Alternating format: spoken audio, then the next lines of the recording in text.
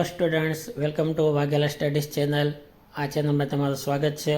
જો વિદ્યાર્થીઓ તમે મારી ચેનલમાં નવા હોવ તો સૌથી પહેલાં મારી ચેનલને સબસ્ક્રાઈબ કરો, લાઈક કરો, તમારા મિત્રોને શેર કરો અને બેલ લાઈક આઇકોન બટન દબાવી દો, જેથી કરીને મારા તમામ વિડીયોના નોટિફિકેશન તમારા સુધી પહોંચે.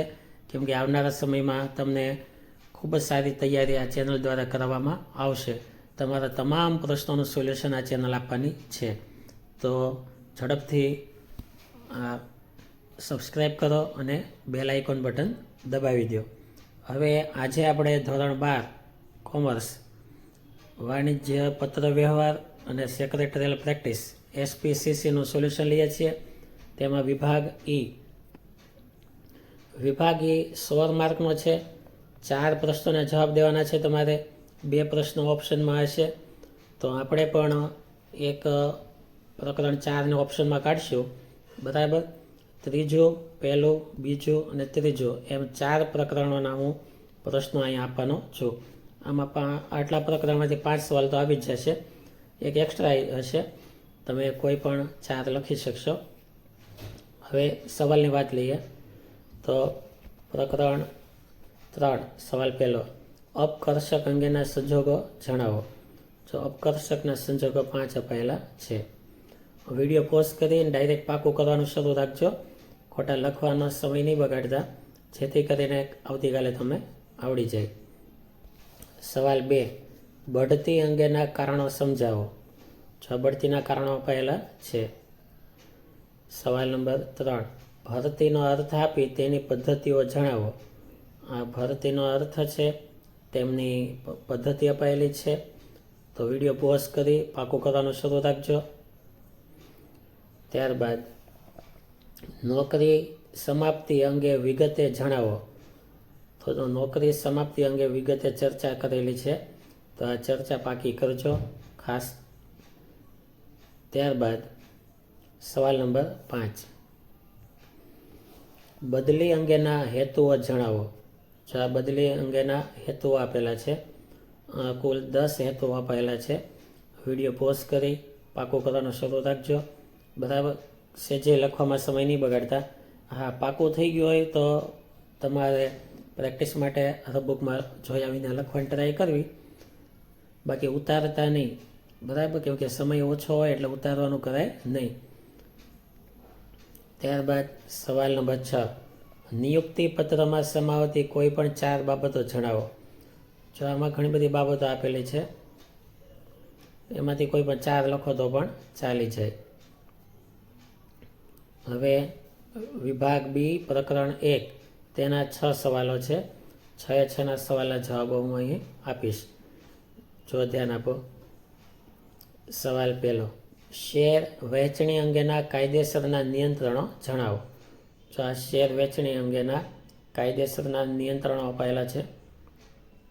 8 નિયંત્રણો આપેલા છે. તો તમે પાકા કરી અને બધા નિયંત્રણો લખવા. ત્યારબાદ સવાલ 2, શેર જપ્તીની વિધિ સમજાવો. જો શેર જપ્તીની વિધિ આપેલી છે, બોર્ડમાં ખૂબ પૂછાયેલો છે. જુઓ તમે, માર્ચ 18, 19, 20, જુલાઈ 18, ઓગસ્ટ 20. એટલે બોર્ડ માટે પણ આ MP સવાલ છે. શેર જપ્તીની વિધિ, બરાબર. તો કઈ રીતે શેર જપ્તી થાય? જો એની વિધિ આપેલી છે, એમાં પહેલું છે બાકી હપ્તાની યાદી તૈયાર કરે. બીજું, સંચાલક મંડળ બાકી હપ્તાની યાદી રજૂ કરે. ત્રીજું, સભ્યને સ્મૃતિ પત્ર મોકલ્યો. ચોથું, અંતિમ ચેતવણી પત્ર મોકલવો. પાંચમું, શેર જપ્તીનો ઠરાવ કરવો. આ રીતે છે. છઠ્ઠું, શેર જપ્તીની નોટિસ મોકલવી. સાતમું, જાહેર નોટિસ આપવી. અને આઠમું, સભ્ય પત્રકમાં નોંધ કરવી. હવે સવાલ નંબર 3, શેર વહેંચણીમાં કયા તત્વ ન હોય તો શેર વહેંચણી ગેરકાયદેસર ગણાય, સમજાવો. જો શેર વહેંચણીના તત્વો આટલા તત્વ ન હોય, 4, દરખાસ્તનો સ્વીકારની જાણ, અવેજ, તો તે ગેરકાયદેસર ગણાય. સવાલ એના પછીનો, અનિયમિત શેર વહેંચણીની અસરો સમજાવો. જો અનિયમિત શેરની વહેંચણી આપેલી છે અને તેની અસરો આપેલી છે. ત્યારબાદ શેર હપ્તા અંગે સેક્રેટરીની ફરજો જણાવો. જો શેર હપ્તા અંગે સેક્રેટરીની જે કંઈ ફરજો આવતી હોય એ અહીંયા આપેલી છે. તો તમે ખાસ વિડીયો પોઝ કરવો, પાકું થાય એટલે મોઢે બોલવાની ટ્રાય કરવી, પછી વિડીયોને આગળ વધારજો. ત્યારબાદ છઠ્ઠો સવાલ, શેર હપ્તા અંગે કંપની ધારાની જોગવાઈ જણાવો.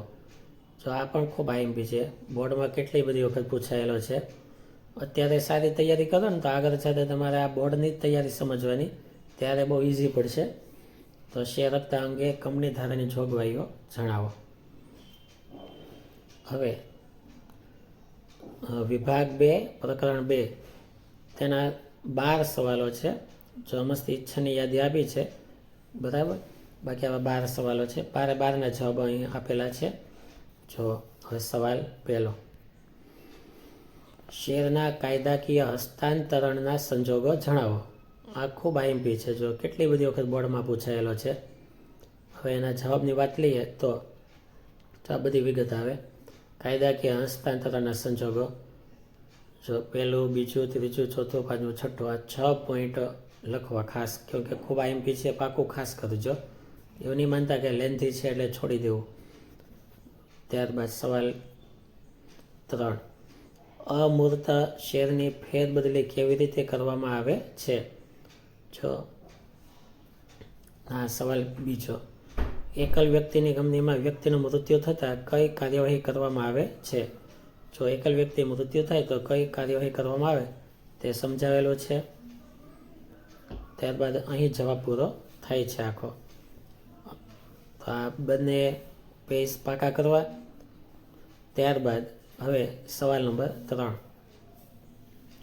અમૂર્ત શેરની ફેરબદલી કેવી રીતે કરવામાં આવે છે.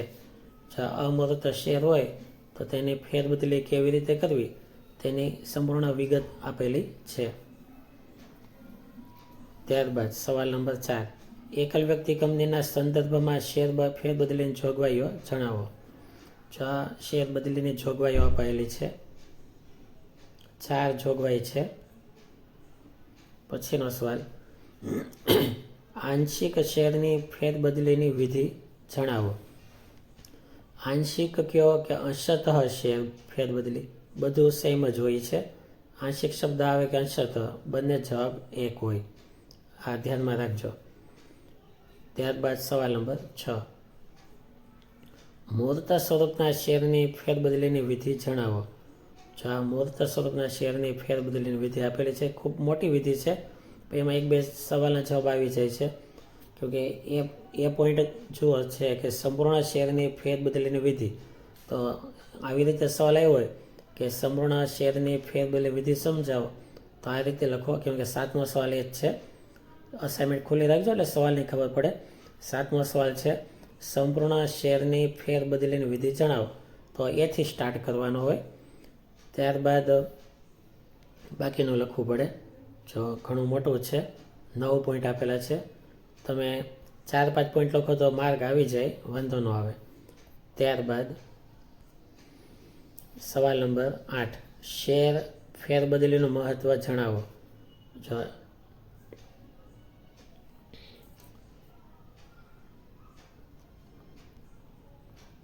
આ રીતે છે, શેર ફેરબદલીનું મહત્વ જણાવો. ત્યારબાદ શેર ફેરબદલી અંગે પછી અંશતઃ આવે છે, એ જવાબ આંશિકમાં આવી જાય. ત્યારબાદ શેર પ્રમાણપત્રમાં કઈ બાબતો જણાવવામાં આવે છે. તો આ જો પહેલાં તો આ છે પ્રમાણપત્રની વાત હમણાં આવી ગઈ. અને આ 11મો, શેરની ફેરબદલી અંગે સેક્રેટરીની ફરજો જણાવો. આ સેક્રેટરીની ફરજો આપેલી છે. આની પહેલાં હતું ને તે પ્રમાણપત્રની બાબતો હતી. ત્યારબાદ 12મો સવાલ, આ બધી જે શેરની બધી સેક્રેટરીની ફરજો જ છે. હવે સવાલ 12, મૂર્ત સ્વરૂપના શેર અને અમૂર્ત સ્વરૂપના શેર વચ્ચેનો તફાવત જણાવો. જો આ બંને શેરનો તફાવત છે, કોઈ પણ 4 મુદ્દા લખો તો પણ ચાલે, 7 મુદ્દા છે, ગમે 4 મુદ્દામાં 4 માર્ક આપવા પડે તો 4 મુદ્દા લખી શકો તમે, કેમકે કીધેલું જ છે કે 4 મુદ્દા લખો. ત્યારબાદ પ્રકરણ 3. હવે એના 6 સવાલ છે. સવાલ પહેલો, કન્વર્ટિબલ ડિબેન્ચર અને નોન કન્વર્ટિબલ ડિબેન્ચર વચ્ચેના તફાવતના ગમે તે 4 મુદ્દા જણાવો. તો આ 4 મુદ્દા લખવા, 5 આપેલા છે તેમાંથી કોઈ પણ 4 ચાલશે. પાકા કરવા ખાસ વિડીયો પોઝ કરીને પાકું કરજો. સવાલ 2, ટ્રસ્ટ ડીડમાં સમાવતી વિગતો જણાવો. જો આ ટ્રસ્ટ ડીડમાં સમાવતી વિગતો અપાયેલી છે, ખૂબ ઇઝી જવાબ છે, પાકો કરજો, બોર્ડમાં ઘણી વખત આવે છે. ત્યારબાદ સાદા ડિબેન્ચર અને ગીરો ડિબેન્ચર વચ્ચેના તફાવતના ગમે તે 4 મુદ્દા જણાવો. 5 મુદ્દા અપાયેલા છે તફાવતના, કોઈ પણ 4 મુદ્દા તમારે લખવાના છે, તો ખાસ પાકા કરજો, તફાવત સાવ ઇઝી પડે.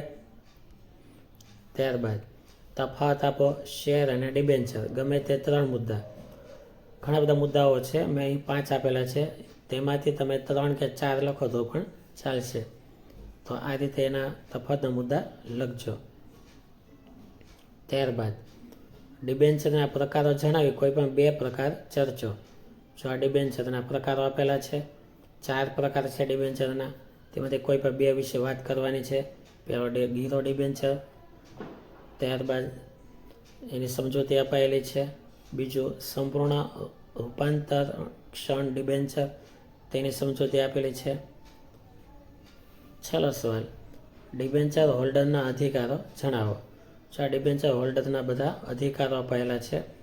તો આ રીતે આટલા પ્રશ્નોની તૈયારી કરજો, જેથી તમારા 100 માર્ક પૂરેપૂરા આવી જાય. બરાબર, ખૂબ જ તૈયારી સારી રીતે કરજો, એક પણ માર્ક જાય નહીં. Thank you very much.